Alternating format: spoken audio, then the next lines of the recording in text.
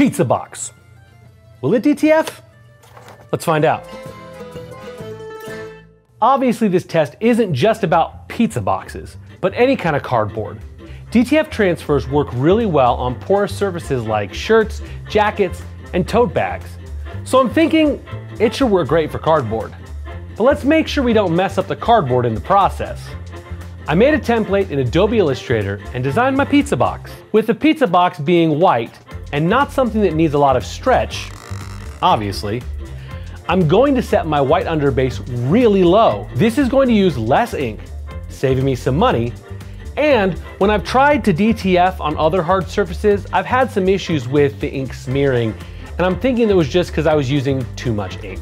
So let's see how this goes. So we're gonna do this in 2 presses since the box is bigger than our platen. When pressing, make sure you use a light pressure so you don't smash the corrugations in the cardboard. And we're gonna set our temperature to 290 degrees, not too hot, not too cold, and press for just 15 seconds. While that's pressing, do me a favor and press the like button and subscribe so you don't miss out on any expert DTF tips and tricks. And if there's something you've wondered will it DTF, share it in the comments below and we'll test it out.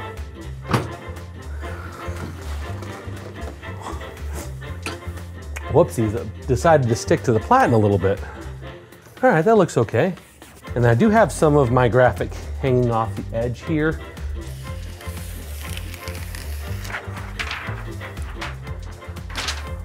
The top looks fantastic. Just got a little bit of ink sitting there. I'll just wrap that around for now. All right, now let's work on the sides and the back. I do have this spine graphic I'm gonna do on its own.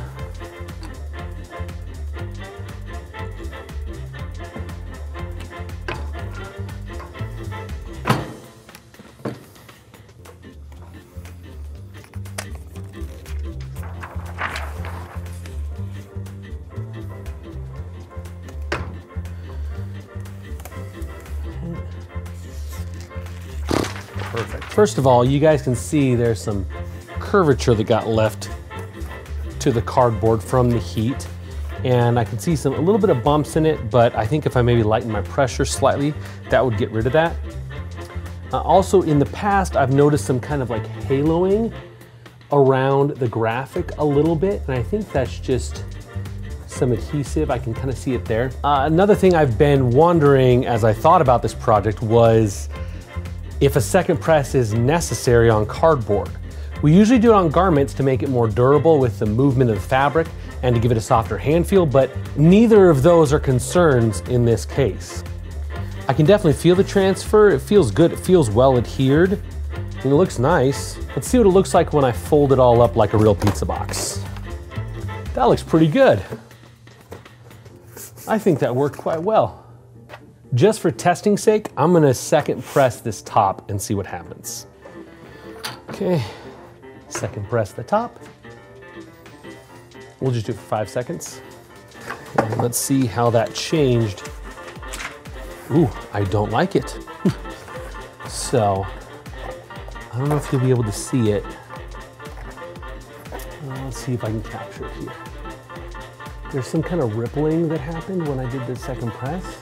I really like the way it looked after one press. So my advice, single press cardboard.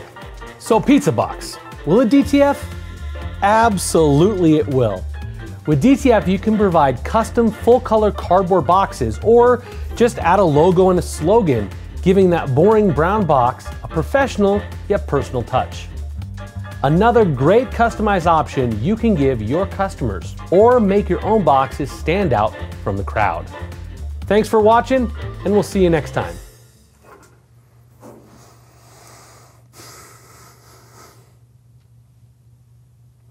He